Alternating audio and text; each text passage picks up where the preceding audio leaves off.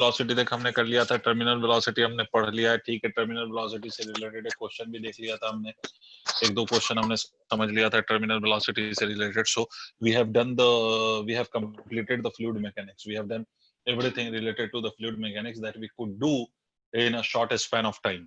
इस छोटे से समय में, इस कम समय में जो हम कर सकते थे, we have touched all those topics. मेरी आवाज जा रही है आप लोगों को? कोई डिस्टरबेंस तो नहीं है? Yes sir. ठीक है। मतलब इस कम समय में जो जो टॉपिक हम टच कर सकते थे या जहां जहां से क्वेश्चन आने की संभावना होती है, उन टॉपिक को भी हमने टच कर लिया और उन चीजों पे भी हमने बात कर लिया। Now it's up to you कि आप उसकी कितनी प्रैक्टिस करते हैं, आप कितनी मेहनत करते हैं उस टॉपिक से रिलेटेड। ठीक है, उस टॉपिक से रिलेटेड आप कितनी मेहनत करते हैं, it's up to you now. अब मेरी बात सुनिएगा, बहुत ध्यान से मेरी बात सुनिएगा और समझिएगा। We are in position to start a new chapter. बेटा अपने अपने माइक ऑफ कर लीजिए, जरा सा डिस्टरबेंस हो रही है नासिर भाई। ठीक है, we are in position to start a new chapter and the chapter that I am starting is very important chapter. देखो, नीट में फ्लूइड मैकेनिक्स का जो वेटेज है वो इतना नहीं है जो हमने अभी इससे पहले पढ़ा ना, फ्लूइड मैकेनिक्स।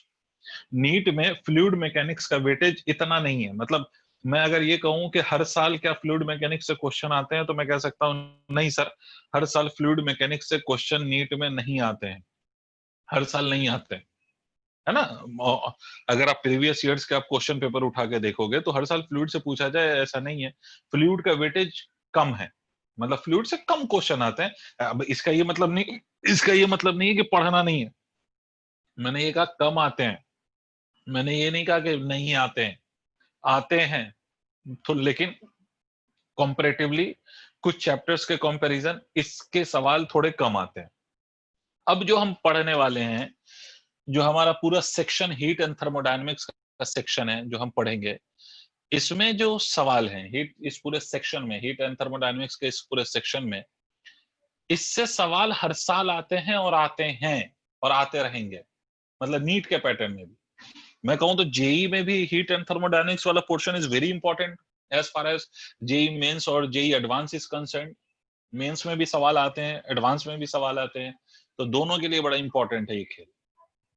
इसी तरह से नीट में भी इस चैप्टर से सवाल बहुत पूछे जाते हैं। ठीक है, इस चैप्टर मतलब पूरी यूनिट, हीट एंड थर्मोडायनेमिक्स की पूरी यूनिट। ठीक है, अच्छा, इस पूरी यूनिट को अब देखो, इतना समय नहीं है कि मैं एक एक टॉपिक उठाऊं, इस पूरे यूनिट का एक एक टॉपिक उठाऊं और उस पर चर्चा करूं।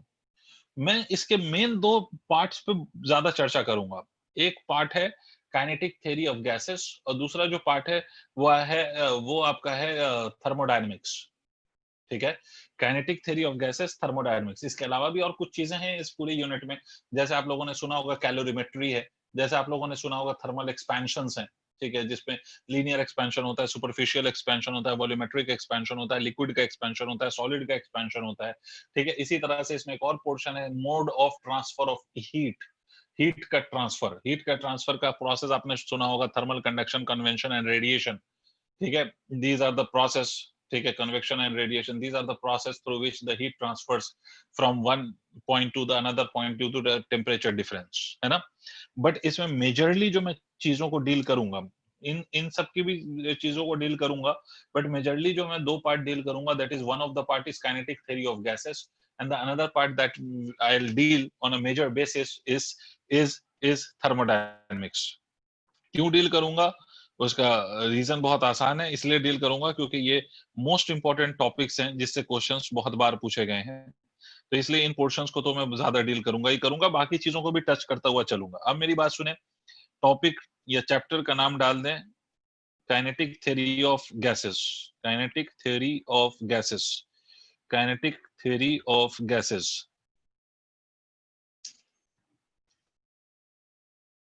चैप्टर का नाम डाल दें काइनेटिक थ्योरी ऑफ गैसेस। ठीक है, KTG। और इस चैप्टर को आप KTG को, जिसको हम काइनेटिक थ्योरी ऑफ गैसेस कह रहे हैं, इसको आप केमिस्ट्री में भी आपने इसको सुना होगा, पढ़ा होगा।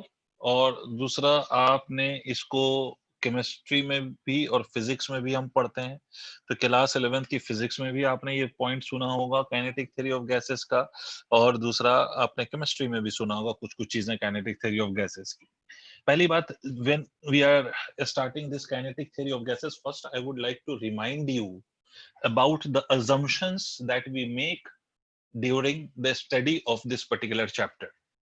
ठीक है, हम जो इस चैप्टर के लिए assumptions लेते हैं, स्पेशली ये जो हम assumptions ले रहे हैं, एक्चुअली में मैं कहूँ तो चैप्टर पढ़ने के लिए है वो एक अलग बात है, but these assumptions are for an ideal gas.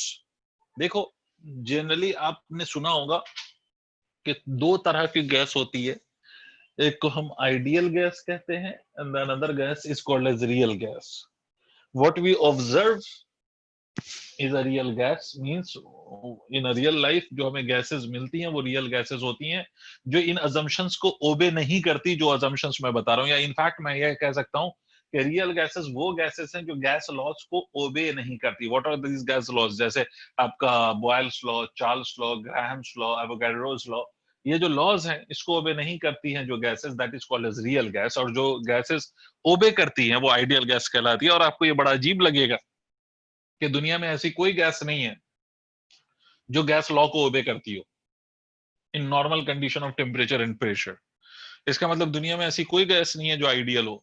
तो फिर जो ये सर रहते हैं लॉज बनेंगे तो टाइम पास लॉज हो गए फिर तो नहीं. आई रियल गैसेस, कुछ रियल गैसेस है ना, ये आप ये कह सकते हो जिनका मॉलिक्यूलर मास बहुत कम है, जैसे हाइड्रोजन टाइप गैसेस, वो आइडियली बिहेव करती हैं in a particular condition of temperature and pressure. Temperature और प्रेशर के पर्टिकुलर कंडीशन में वो आइडियली बिहेव करती हैं, दैट बिहेव्स आइडियली. ठीक है, समझ में आ रही है बात? तो वो पर्टिकुलर कंडीशन में है ना, और इसी गैसेस से रिलेटेड हम बातें कर रहे हैं. तो इन गैसेस के लिए अजम्पशंस क्या क्या लिए गए हैं, तो आपको मैं कुछ अजम्पशंस सुना रहा हूँ. लिखना विखना नहीं है, सिर्फ सुनना और याद करना है. जैसे पहला अजम्पशन ये है कि आप जितने भी ऐसे आइडियल गैसेस मानते हो, उन सारे आइडियल गैसेस में हम ये अस्यूम करते हैं कि they are made up of very small particles known as molecule. सारे के सारे आइडियल गैसेस बहुत छोटे छोटे पार्टिकल से बने हुए हैं जिसका नाम क्या है, मॉलिक्यूल है. और ये जो मॉलिक्यूल्स हैं, ये किसी भी गिवन गैस के लिए all the molecules are identical. ठीक है, एक गिवन गैस का जितना भी मॉलिक्यूल्स है उसको हम आइडेंटिकल मानते हैं, वेदर उसके बिहेवियर में हम आइडेंटिकल माने या शेप एंड साइज में हम आइडेंटिकल माने, हम उसको आइडेंटिकल मानते हैं. बट जो गैस डिफरेंट गैसेस के मॉलिक्यूल्स हैं उसको हम डिफरेंट मानते हैं. जैसे फॉर एग्जांपल हाइड्रोजन का हर मॉलिक्यूल हम आइडेंटिकल मानेंगे, बट हाइड्रोजन का मॉलिक्यूल और ऑक्सीजन का मॉलिक्यूल हम दो अलग अलग गैसेस के मॉलिक्यूल हैं, तो इन दोनों को हम डिफरेंट अज्यूम करेंगे. ठीक है, बात समझ में आ गई होगी. दूसरा point, the molecules of a gases are identical, spherical, rigid and perfectly elastic point masses. मतलब किसी भी गैसेस का जो मॉलिक्यूल होता है उसको हम आइडेंटिकल तो मान रहे हैं सेम गैस के लिए, साथ साथ उसको कैसा अज्यूम करते हैं, तो स्फेरिकल अज्यूम करते हैं, शेप में स्फेरिकल अज्यूम करेंगे, है ना. और दूसरा ही पॉइंट है कि परफेक्टली इलास्टिक पॉइंट मासेस. इसका मतलब है कि परफेक्टली इलास्टिक पॉइंट मासेस होंगी जिनका आपको याद होगा. फिर इसी से रिलेट करके नेक्स्ट असम्पशन में साथ साथ बताता हूँ कि जब ये गैस के मॉलिक्यूल्स दौड़ते हैं inside a gas, they are they are free to move inside a gas. तो जब ये चलते हैं इनसाइड अ गैस, है ना, जब ये मूव करते हैं इनसाइड द गैस, तो they collide with each other as well as with the walls of the container. तो इनका जो कोलिजन होता है, these collisions और ऑलवेज इलास्टिक कोलिजन, है ना. इलास्टिक आपको याद होगा कि इलास्टिक कोलिजन वो कोलिजन होती है जिसमें हम एनर्जी का लॉस अज्यूम नहीं करते हैं. क्लियर है? मतलब the initial kinetic energy of the system is equal to final kinetic energy of the system. इसी तरह से और असम्पशंस क्या है कि ये जो गैस के मॉलिक्यूल्स हैं उनका वॉल्यूम पूरे गैस के वॉल्यूम के कंपैरिजन में बहुत नेग्लिजिबल होता है. इसी तरह से और असम्पशन क्या है, हम ये अज्यूम करते हैं कि अगर ये आइडियल गैस है तो इस केस में we assume that in the case of ideal gases, in the case of ideal gases आप कोई भी इंट्रैक्शन फोर्सेस अज्यूम नहीं करते हो, like gravitational force between the molecules आप कंसीडर नहीं करते हो. इसी तरह से electrostatic force between the gas molecule आप कंसीडर नहीं करते हो. ठीक है, बात समझ में आ रही है? तो आप कोई इंट्रैक्शन फोर्सेस अज्यूम नहीं करते हो. इसका मतलब है कि कोई भी गैस अगर रखी हुई है और उसकी एनर्जी अगर हम बता रहे हैं, तो energy of that gas will only be because of its motion of its molecule. Means जो एनर्जी ऑफ अ गैस है, internal energy of ideal gas, वो सिंपली सिर्फ और सिर्फ किसके बराबर होती है? काइनेटिक एनर्जी के बराबर। Because we are not considering any kind of interaction forces. इसका मतलब है कि कोई पोटेंशियल एनर्जी हम कंसीडर नहीं कर रहे हैं। तो if we don't consider any potential energy, this means that जो गैस की जो एनर्जी है वो सिर्फ और सिर्फ उसकी काइनेटिक एनर्जी के बराबर होगी, and it will be because of the by virtue of motion of the molecules. Molecules के मोशन के कारण ये एनर्जी हम कंसीडर करेंगे, है ना। तो ये कुछ अजम्पशंस हैं related to the ideal gas. अब इसमें सबसे पहला फॉर्मूला जिस पे हम चर्चा करेंगे बेटा, that is the pressure of an ideal gas. Pressure, ठीक है। सबसे पहला जो फॉर्मूला हम डिफाइन कर रहे हैं, that is pressure of an ideal gas. किसी भी आइडियल गैस का प्रेशर का फॉर्मूला। तो आपको एक बात मालूम है कि सर अगर कोई भी कंटेनर ले लूं मैं इस प्रकार से, और मान लो इस कंटेनर के अंदर मैं गैस फिल कर दूं, इस कंटेनर के अंदर गैस फिल कर दूं, तो मैंने अभी आपसे बोला कि गैस के particles are always in random motion in all possible direction with all possible speeds. मतलब ये जो गैस के पार्टिकल्स होते हैं वो हर पॉसिबल डायरेक्शन में दौड़ रहे होते हैं और हर पॉसिबल स्पीड से दौड़ रहे होते हैं। तो during their motion they collide with each other as well as with the walls of the container. So when they collide with the walls of the container, they exert force on the walls. क्यों force exert करेगा? मैं drive तो नहीं करूंगा, but आपको मैं बता देता हूं। जैसे फॉर एग्जांपल मान लो ये वॉल आप कंसीडर करो, तो ये पार्टिकल यहां से गया, गैस का पार्टिकल इस वॉल से कोलाइड करेगा, कोलाइड करके टकराने के बाद लौटेगा। तो जाते हुए मैं इधर जा रहा था, उसके बाद after the collision it will change its direction and will move in the opposite direction with the same velocity obviously. तो इस पूरे प्रोसेस में होगा क्या कि पहले जा रहा था इधर, and as the collision is elastic, तो इस केस में अगर हम स्टेशनरी ऑब्जेक्ट से ये टकराए और stationary object remains at rest even after the collision, मतलब ये वॉल से टकराया, बट वॉल तो ऐसा नहीं है कि कंटेनर का वॉल चलने लग जाएगा। कंटेनर का wall will still be at rest. इसका मतलब है कि पार्टिकल जिस वेलोसिटी से टकराएगा उस वेलोसिटी से ये क्या हो जाएगा, उस वेलोसिटी से ये रिटर्न होगा, because this is an elastic collision. तो इसका मतलब है कि मोमेंटम चेंज हुआ इस पार्टिकल का, और पार्टिकल का मोमेंटम चेंज हुआ है, तो दिस मींस दैट कि ये जो वॉल्स ऑफ द कंटेनर है उसका भी मोमेंटम चेंज होगा because of the collision of this particle. और मोमेंटम का जो रेट ऑफ चेंज है उसको हम जानते हैं कि वो उसको हम फोर्स कहते हैं, और फोर्स पर यूनिट एरिया वो प्रेशर होता है ना। तो ये प्रेशर का हमें फॉर्मूला ड्राइव नहीं करना, हमें तो डायरेक्ट रिजल्ट लिखना है कि there will be a pressure exerted on the walls of the container in which the ideal gas is filled, and the formula for the pressure is directly written as, इसको अगर हम लिखें तो मैं directly लिख सकता हूँ 1/3 into rho into VRMS का square. I'll come to this what is VRMS, but pressure का फॉर्मूला फिर से एक बार देख लो, 1/3 rho VRMS का square, where rho is what? तो rho is called as density of gas, rho is called as density of gas, और RMS जो यहाँ पर वीआरएमएस है, इसका मतलब होता है root mean square speed, root mean square speed, ठीक है। इसको हम कहते हैं रूट मीन स्क्वायर स्पीड, कोई कष्ट वाली बात?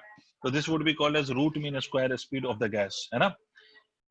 मेरे हिसाब से शायद आपको ये बात समझ में आ गई होगी कि pressure of an ideal gas simply can be written as क्या लिखा है 1/3 रो इंटू VRMS का स्क्वायर। कोई कष्ट वाली बात?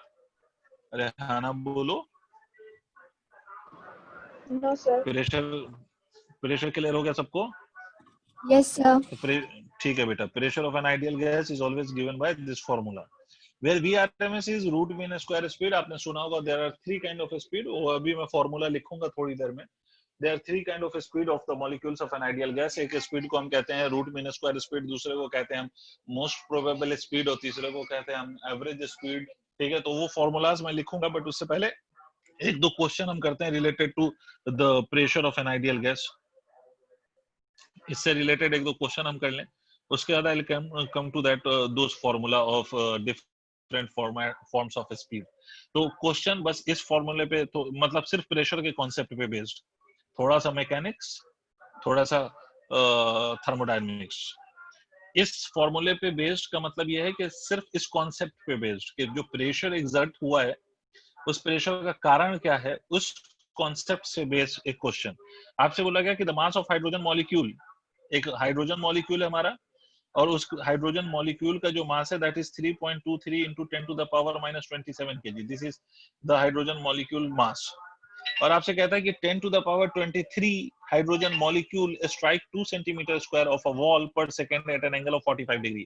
ध्यान से सुनना, मास ऑफ हाइड्रोजन आपको गिवन है, number of hydrogen molecule, hydrogen molecule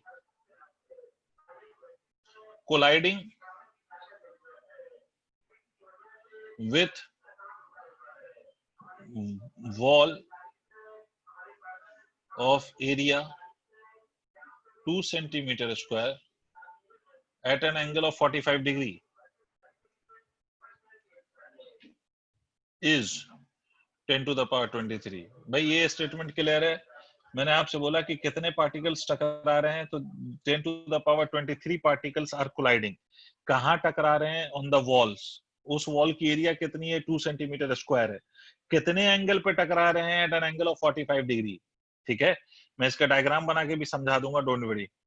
और स्पीड कितनी है इन पार्टिकल्स की? तो 10 to the power 5 सेंटीमीटर पर सेकंड इज द स्पीड या velocity of this particle with which they are colliding with the wall at an angle of 45 degree। आपसे सवाल ये पूछा गया है कि what is the pressure exerted by these particles on the wall, pressure exerted by this particle on the wall। आपको सारे collision elastic assume करने हैं और आपने प्रेशर कैलकुलेट करना है। एक बात तो समझ लो यहाँ पर, क्या आप डायरेक्टली ये फॉर्मूला देख के आंसर मत बताने लग जाना कि सर ये फॉर्मूला तो हमें दे रखा है भाई, P is equal to 1/3 rho v RMS square, तो आप नहीं कर सकते ये। बिकॉज पहली बात तो ये कि आपको डेंसिटी ऑफ गैस नहीं पता यहाँ पर, और मान लो कि आप ये भी कह लो कि नहीं हम हाइड्रोजन है तो हम density of the gas Google कर लेंगे, तो भी you can not write the result because you don't have the VRMS value of speed. नहीं समझे? यहाँ पर आपको गैस का root mean square velocity given है या सिंपली वेलोसिटी गिवन है? गैस के पार्टिकल्स का आपको रूट मीन स्क्वायर वैल्यू नहीं गिवन है, सिंपली वेलोसिटी गिवन है। इसका मतलब है कि this formula, although this formula is there, but this formula will not be used to solve this problem। इस प्रॉब्लम को सॉल्व करने के लिए ये फॉर्मूले का यूज नहीं हो सकता। क्यों नहीं हो सकता सर? सिंपल सी बात है, इसलिए नहीं हो सकता क्योंकि हमें जो वेलोसिटी गिवन है that is the simply the velocity of the gas particle, it is not the root mean square velocity. तो जब ये रूट मीन स्क्वायर वेलोसिटी नहीं है तो हम ये फॉर्मूला यूज ही नहीं कर सकते। फिर कैसे करेंगे? तो फिर ऐसे करेंगे जो कॉन्सेप्ट आपको बेसिक सिखाया गया। कॉन्सेप्ट में मैंने आपसे क्या बोला? तो मैंने आपसे कॉन्सेप्ट में ये बोला कि साहब ये जो फोर्स लगता है, ये प्रेशर एक्सर्ट होता है, वो इसलिए होता है because when the particle collides with the walls the momentum of the particle changes, and because the mass of the wall is much greater in comparison to the mass of the particle or the molecule, तो इसलिए जब particle या molecule collide करेगा दीवार से तो दीवार की वेलोसिटी में कोई फर्क नहीं पड़ेगा। Means if it was initially at rest, finally also it will be at rest. मतलब फॉर एग्जांपल तुम जाओ और अपने घर के दीवार से जाके टकरा जाओ, तो there will be no change in the velocity of the wall. Velocity किसकी चेंज होगी? आपकी। क्लियर हो गई बात? आप टकराओ तो टकराओगे, टकराने के बाद आप रिटर्न हो गए। Although that collision is not elastic, जो हमारा रियल लाइफ में कोलिजन होता है दीवार के साथ वो इलास्टिक नहीं होता है, बट क्वेश्चन में आपसे बोला गया है कि consider this has to be elastic. इसका मतलब जितनी वेलोसिटी से पार्टिकल टकराएगा with the wall, with the same velocity से इट विल रिटर्न। अगर आप ये पूरा नोट कर चुके हो तो मैं सॉल्व करके बताता हूँ, फिर उससे रिलेट करके एक दो और क्वेश्चन कराऊंगा। अगर आप ये नोट कर चुके हो तो मैं इसको सॉल्व करके बताऊं आपको। हो गया सर। हो गया? नोट कर लिया? Done sir. बहुत ओके बेटे। तो अब देखिए मैं इसको सॉल्व करता हूँ, ध्यान से सुनिएगा। भाई आपसे बोला गया कि ये दीवार है, अगर ये दीवार है तो यहाँ पर पार्टिकल आके ऐसे टकरा रहा है, और कैसे टकरा रहा है? ऐसे टकरा रहा है such that it makes an angle of 45 degree with the normal to the wall. ये नॉर्मल टू द वॉल है मान लो, और ये वेलोसिटी की डायरेक्शन है, तो ये 45 डिग्री का एंगल बन रहा है। इसका मतलब we can resolve this velocity into two components, ठीक है, one along the wall and the another one perpendicular to the wall. तो v cos 45 आएगा ये। एक बात तो बहुत ऑब्वियस है कि जो पैरेलल टू द वॉल है, मतलब अलोंग द दीवार, ये वाला कंपोनेंट, ये वाला जो पैरेलल टू द दीवार है, that will exert no force, उसके कारण तो कुछ भी नहीं हो रहा। ठीक है, जब पार्टिकल देखो यहाँ पर दो ये पार्टिकल ऐसे टकराया तो यहाँ पर दो वेलोसिटी के कंपोनेंट आएंगे, एक v cos 45 और एक v sin 45। रिजोल्यूशन आपको आता होगा, but there will be no momentum का change due to this v sin 45। ठीक है, द मोमेंटम का change will only be because v cos of 45। क्यों? क्योंकि जब पार्टिकल ऐसे टकराएगा तो पार्टिकल टकराने के बाद ऐसे आएगा, है ना। अगर ये पार्टिकल टकराने के बाद ऐसे आया तो इस केस में अगर आप देखेंगे तो ये वाली जो मान लो कि अगर ये पार्टिकल टकराया और टकराने के बाद ऐसे आया तो ये जो अलोंग द वॉल है, अलोंग द वॉल थोड़ी प्रेशर लगता है, प्रेशर तो परपेंडिकुलर टू द वॉल लगता है ना। वैसे भी आपको मालूम है कि प्रेशर का बेसिक मतलब होता है, प्रेशर का बेसिक मतलब होता है force perpendicular divided by area. मतलब फोर्स का वो कंपोनेंट जो परपेंडिकुलर है, किससे? सरफेस से। तो परपेंडिकुलर टू द दीवार तो ये वाली वेलोसिटी है, और इसके कारण जो मोमेंटम का चेंज आएगा वही कारण होगा परपेंडिकुलर फोर्स का, और वही कारण होगा प्रेशर का। Did you understand? What would be the change? What would be the change in momentum of this particle? तो मोमेंटम का change delta p would be written as equal to final momentum minus initial momentum. मैंने कहा collision elastic है, दीवार पहले भी rest में था, बाद में भी रेस्ट में, तो अगर इस डायरेक्शन में गया था ये v cos 45 से, तो इस डायरेक्शन में जब लौटेगा तब भी ये लौटेगा v cos 45 से। मुझे एक बात बताओ, यहां तक क्लैरिटी आई है या नहीं आई है? पहले ये जल्दी से बोलो, क्या हो गया यहां तक? Is it clear to you all और नॉट? Yes, sir. एवरीवन? भाई पहली बात तो ये प्रेशर निकालना है सर, तो प्रेशर निकालना है तो प्रेशर बेसिकली होता है perpendicular component of force divided by area. अब अगर मान लो कि मैं आपसे कहूं एक फोर्स ये लगा रही हूं, एक फोर्स ये लगा रही हूं, तो ये परपेंडिकुलर है, ये पैरेलल है, तो प्रेशर जब हम लिखेंगे इस पर तो that would be equal to F perpendicular divided by what? तो F perpendicular divided by area. ये वाला नहीं लेंगे हम प्रेशर लिखते समय। This is basic definition of pressure.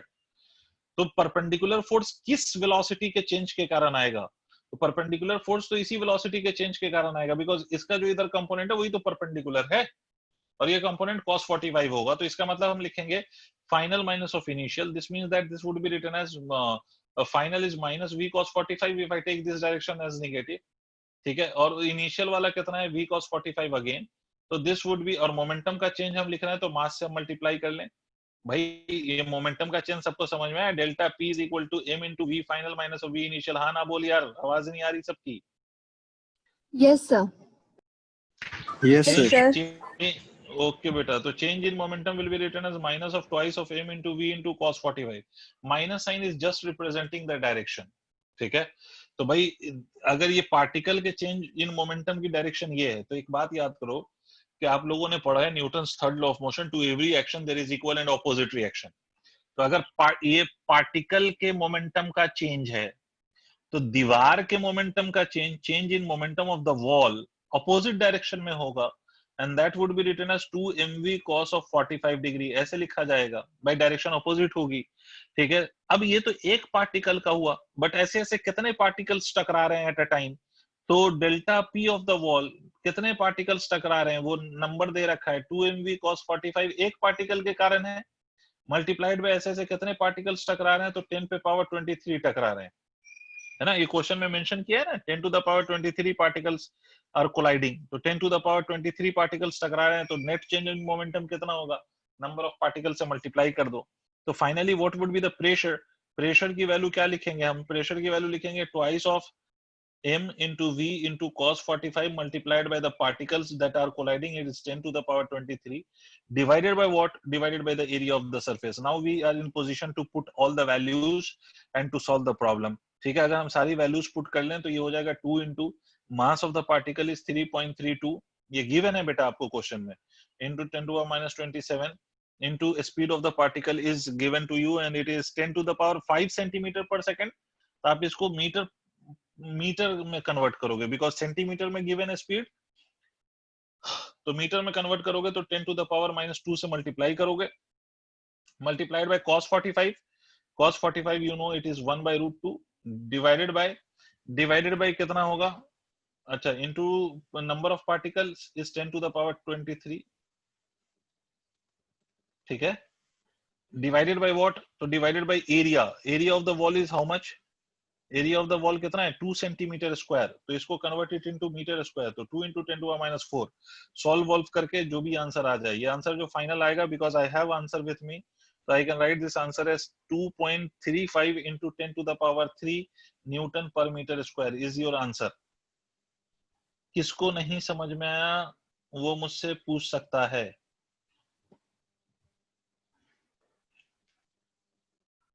जिसको नहीं पल्ले पड़ा he or she can ask me.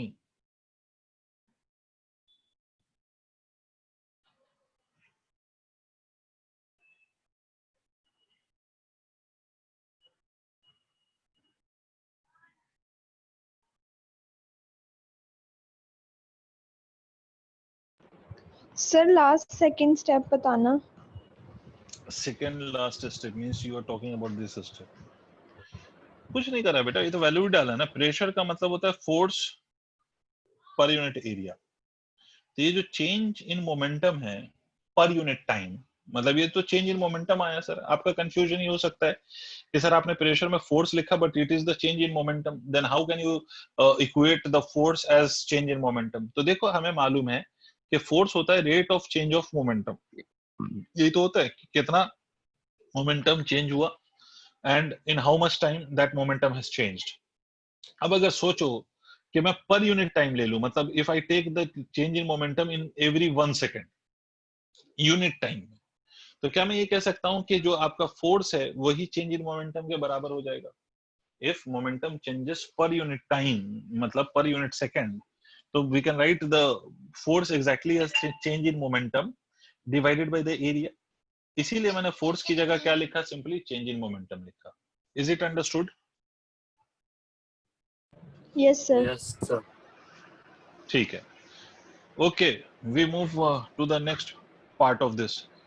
ये सबको क्लियर हो गया? तो this is how pressure is calculated, है ना। तो ये तो अगर आप बहुत ध्यान से देखो तो it has nothing to do with the kinetic theory of gases, it was purely a question of mechanics.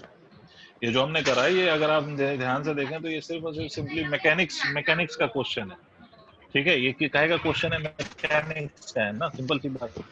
इसी तरह से अगर आप चाहो तो एक और क्वेश्चन मैं करा देता हूँ, उसके बाद फिर हम आगे की इक्वेशंस पे बात करेंगे। मेरी बात सुने भाई, सब इसका आंसर बताएंगे भाई? ओ मेरे बच्चों, बताऊं? Yes, sir. Yes, sir. ठीक है, देखो आपसे बोला गया कि ये मान लो कि ये वॉल है और ये नाइट्रोजन ऐसे जाके टकरा रहा है। नाइट्रोजन के मॉलिक्यूल्स हैं, काहे के मॉलिक्यूल हैं बेटा? नाइट्रोजन के। कितने एंगल पे Nitrogen. टकरा रहे हैं? तो लेट्स, ठीक है, they are colliding at an angle of 30 degree, ठीक है बेटा। कितनी स्पीड से? तो speed is given as 400 metre per second at an angle of 30 degree. The concentration of the molecule means the number of molecules number is equal to कितना 9 into 10 to the power 18, ऐसा मान लो, ठीक है। find the pressure exerted by the beam on a wall assuming collision are perfectly elastic। collision को फिर से आपको कैसा मानना है? perfectly elastic मानना है। collision को आपको फिर से कितना कैसा मानना है? perfectly elastic मानना है। और आपको क्या निकालना है? तो आपको निकालना है प्रेशर। किस पर निकालना है? Pressure on wall, pressure on wall. इसमें एक बात याद रखो, they have not given you the area of the wall. तो sir area of the wall तो दिया नहीं, तो फिर प्रेशर कैसे निकालेंगे हम? एरिया का खेल कैसे खेलेंगे? तो इस बात को याद रखिएगा। मैं जो आपको बता रहा हूँ इस पॉइंट को, मैं आपको एरिया मैं नहीं दे रहा, बट मैं इसके स्टेटमेंट को एक थोड़ा सा मैं चेंज कर देता हूँ जिससे आपको कुछ चीजें समझ में आ जाए। आप ऐसा मान लीजिए कि ये जो नंबर ऑफ मॉलिक्यूल्स है, ठीक है, ये जो नंबर ऑफ मॉलिक्यूल्स है इसके साथ मैं लगा देता हूँ पर सेंटीमीटर क्यूब। क्या मतलब हुआ इसका भाई? इसका क्या मतलब हुआ? ये जो नंबर ऑफ मॉलिक्यूल्स मैंने लिख दिया उसमें लिख दिया 9 into 10 to the power 18 per centimeter cube। can you tell me what this means? Number of molecule कौन बता सकता है कि what I have written? Number of molecules में मैंने लिख दिया है 9 into 10 to the power 18 per centimeter cube। What is the meaning of this? Who will tell me? Yes बेटा, इसका मतलब है number of molecules per unit volume. Number of molecules per unit volume मैंने दिया है। पर यूनिट वॉल्यूम मतलब एक यूनिट वॉल्यूम में 1 सेंटीमीटर क्यूब में इतने मॉलिक्यूल्स हैं। क्लियर है? अगर आप ध्यान से देखो, थोड़ा सा दिमाग चलाओगे ना, अगर ये एक में इतने हैं, अगर मैं इसको एरिया से मल्टीप्लाई कर दूं, है ना, इसको अगर मैं एरिया से मल्टीप्लाई कर दूं तो 1 सेंटीमीटर में कितने होंगे वो पता चल जाएगा।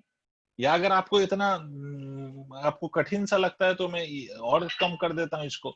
9 इंटू 10 टू द पावर 18, आप सिंपल ले लो, 9 into 10 to the power 18, number of molecule ही रहने दो, प्रेशर ऑन द वॉल बता दो, एरिया ऑफ द वॉल मैं दे देता हूं अपनी तरफ से कि area of the wall is 4 centimetre square. करो करो, कैसे करोगे? चलो जल्दी से बता दो, एकदम बिल्कुल सिमिलर क्वेश्चन है जैसा लास्ट वाला किया था। चलो एरिया दे ही दिया, मैंने हटा दिया वो सारा कॉन्सेप्ट, एरिया दे दिया। आपको नंबर ऑफ मॉलिक्यूल्स पता है जो 1 सेकंड में कोलाइड कर रहे हैं विद द वॉल, कितने स्पीड से, 400 मीटर पर सेकंड की स्पीड से, कितने एंगल पर, 30 डिग्री के एंगल पर। आपने निकालना क्या है? Pressure on the wall is equal to what, ये निकालना है। जल्दी कर दो, जल्दी सॉल्व इट।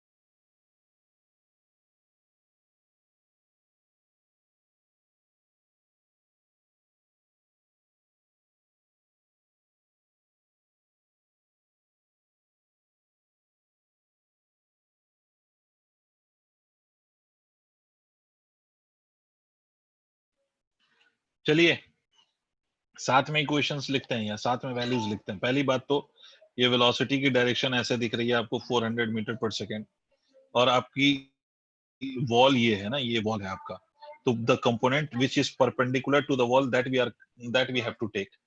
तो ये वाला एंगल 30 डिग्री है, तो the component perpendicular to the wall will be written as 400 cos of 30 degree. ठीक है, ये 400 मीटर पर सेकंड इज द वेलोसिटी, उसका वो कंपोनेंट लेना है जो परपेंडिकुलर टू द वॉल है। Why you are taking perpendicular to the wall as a component, why you not taking parallel component of velocity? The reason being कि the pressure is because of the force which is perpendicular to the surface। तो perpendicular force किसके कारण आएगा? जो perpendicular velocity में change आएगा उसी के कारण आएगा। तो 400 cos 30 डिग्री, इसका मतलब बेटा टकराने के बाद हम क्या कहेंगे? टकराने के बाद हम कहेंगे because the collision is elastic in this case, तो हम कहेंगे कि भाई टकराने के बाद इसकी डायरेक्शन क्या हो जाएगी? ऑपोजिट हो जाएगी ना। तो टकराने के बाद इसकी डायरेक्शन ऑपोजिट हो गई, तो delta change in momentum of the wall will be simply written as equal to what? Direct लिखूं मैं अगर तुम समझना चाहो तो 2 into 400। अच्छा बेटा देख लेते हैं answer, 2 into 400 into cos 30 degree into मास। ठीक है, नाइट्रोजन पार्टिकल का मैंने मास नहीं बताया है क्या इसमें?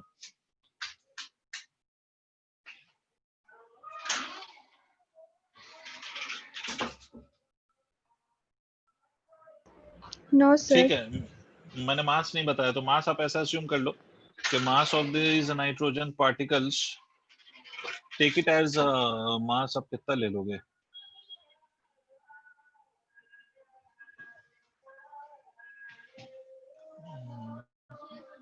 I didn't give you mass, right? तो मास, हाइड्रोजन का मास कितना था? हाइड्रोजन का मास दिया था ना मैंने? यस सर, हाइड्रोजन में 3.23। 3.23 into 10⁻27 था ना।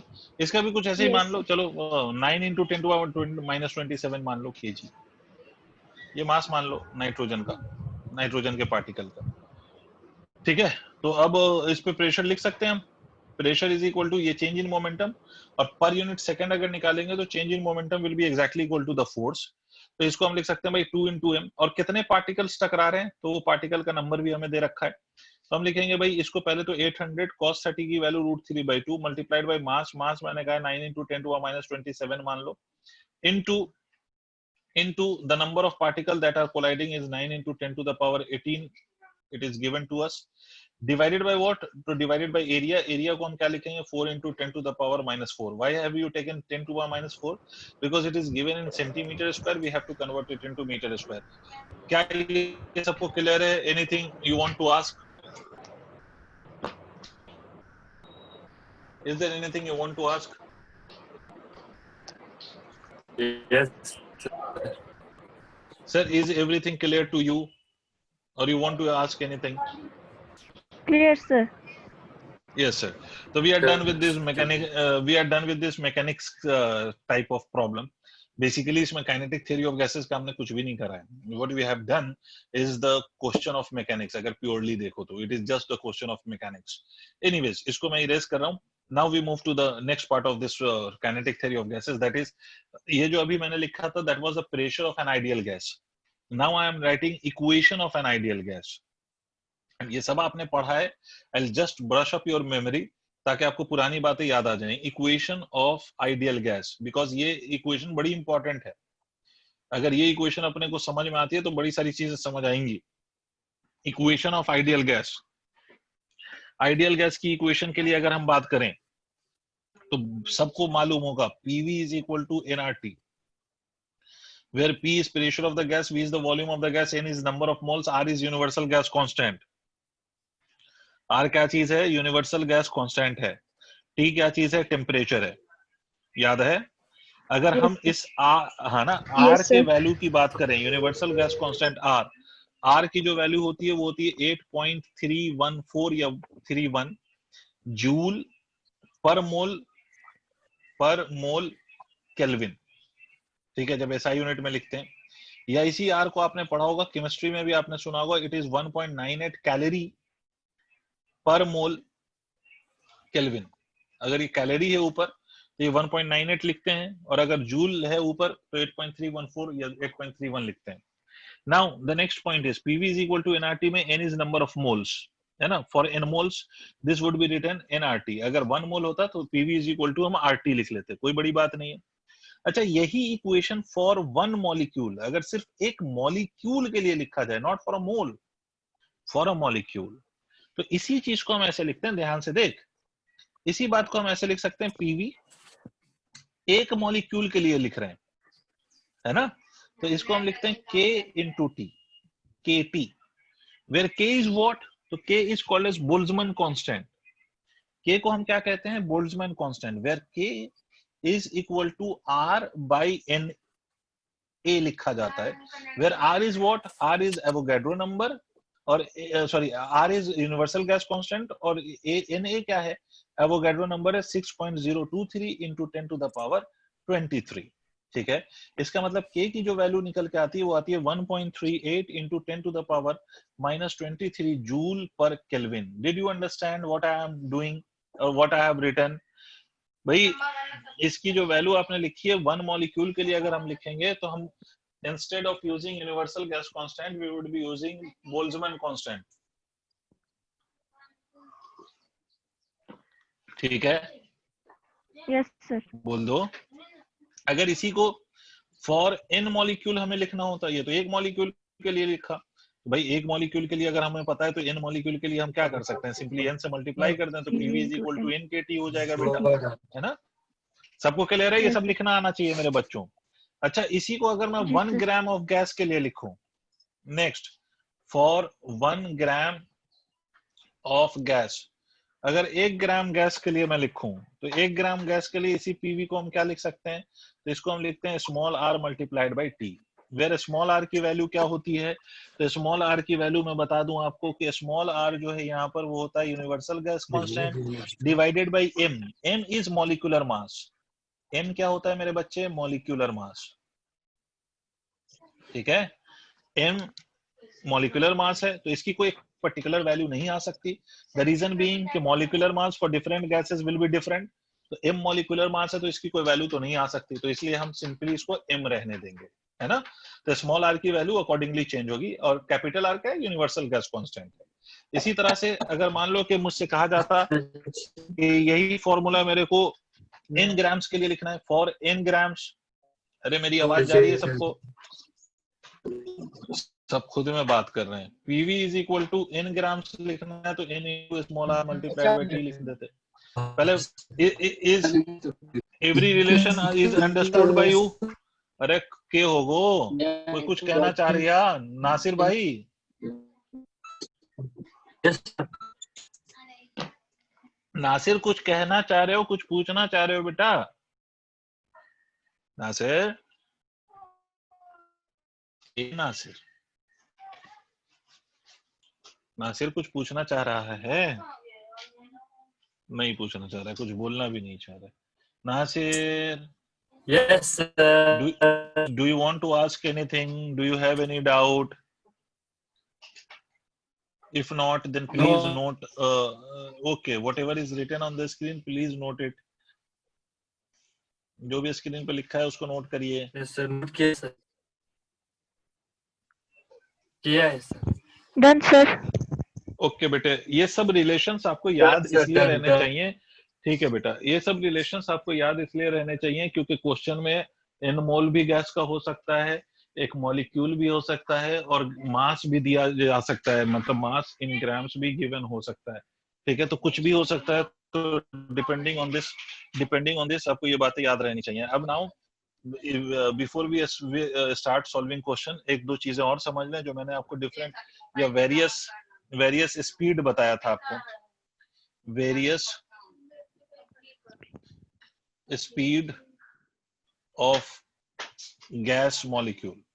मैंने बोला था ना 3 तरह की स्पीड होती हैं, 3 तरह की स्पीड होती हैं। तो various speed of gas molecules की बात कर लेते हैं। पहला VRMS, मैं डायरेक्ट फॉर्मूला लिखूंगा बिकॉज इसमें कोई डेरिवेशन नहीं है, simply you have to remember this formulas. तो अगर पहला फॉर्मूला 3p/ρ लिख सकते हैं आप, वेयर p इज प्रेशर, ठीक है? This can be written as equal to 3RT/m, this can be written as equal to 3kT/m। सबका अपना अपना यूज है, ठीक है? समझ रहे हैं आप? ये जी सर। T और ये मॉलिक्यूलर मास के टर्म्स में लिखा गया है, ये Boltzmann constant, and this is the mass of molecule के टर्म्स में लिखा गया है। तो दिस हैज डिफरेंट रिलेशंस। तो ये प्रेशर और डेंसिटी के टर्म्स में है, ये R मतलब गैस कांस्टेंट, टेम्परेचर और मॉलिक्यूलर मास के टर्म्स में है, ये आपका बोल्ट्जमैन कांस्टेंट, टेम्परेचर और मास ऑफ मॉलिक्यूल के टर्म्स में है। ये मॉलिक्यूलर मास है और ये मास ऑफ मॉलिक्यूल है, दोनों बातें अलग होती हैं सर, ठीक है? इसी तरह से दूसरी स्पीड जिसको हम मोस्ट प्रोबेबल स्पीड कहते हैं, मोस्ट प्रोबेबल स्पीड, आपको याद होगा मोस्ट प्रोबेबल स्पीड का मतलब होता है कि speed which is possessed by maximum number of molecules is called as most probable speed. मतलब किसी भी गैस की जो मॉलिक्यूल्स हैं उसमें जो मैक्सिमम नंबर ऑफ मॉलिक्यूल्स की जो स्पीड होगी उसको हम मोस्ट प्रोबेबल स्पीड कहते हैं, है ना? जैसे फॉर एग्जांपल अगर 4 मॉलिक्यूल है, चार मॉलिक्यूल है जिसकी स्पीड जो है वो 10 मीटर पर सेकेंड है और एक मॉलिक्यूल की स्पीड 2 मीटर पर सेकेंड है, एक मॉलिक्यूल की स्पीड 3 मीटर पर सेकेंड है, तो मोस्ट प्रोबेबल स्पीड उसकी स्पीड मानी जाएगी जो मैक्सिमम मॉलिक्यूल पोजेस कर रहे होंगे। तो VMP can be written as equal to 2p/ρ is equal to 2RT/m is equal to √2kT/m, ठीक है? इसी तरह से तीसरा स्पीड एवरेज आप जानते हो, एवरेज स्पीड की अगर मैं बात करूं तो एवरेज का मतलब आप लोगों को पता है, तो डायरेक्ट इसके रिजल्ट पे आते हैं। 8p V average is equal to √8p upon pi times of ρ. This is equal to 8RT divided by pi m. This is equal to 8kT divided by pi into small m. जहां मैंने small m लिखा है उसका मतलब है mass of molecule, और जहां पर कैपिटल M लिखा है वो मॉलिक्यूलर मास है। एक पॉइंट आप याद रख सकते हो, इन तीनों को अगर हम कंपेयर करें तो हमेशा याद रखो कि VRMS is greater than V average and even it is greater than V most probable, ठीक है? और इसका अगर रेशियो निकालें तो you can remember the ratio VRMS V average is to V most probable will be written as equal to √3 is to √8 pi is to √2, clear हो गई बात? इसका मतलब इसको मैं ऐसे भी लिख सकता हूँ √3 is to √2.5 is to √2। सब रटना है बस, ये सारी चीजें आपको याद रखनी है, सब नोट कर लो, ये सारा कुछ याद रखना है, ठीक है? ये नोट कर लो, सारा कुछ इसमें याद रखना है ना? और इसके बाद हम नेक्स्ट जब भी हमारी क्लास होगी, it is on Friday I guess, तो फिर हम इससे रिलेटेड क्वेश्चंस स्टार्ट करेंगे सॉल्व करना।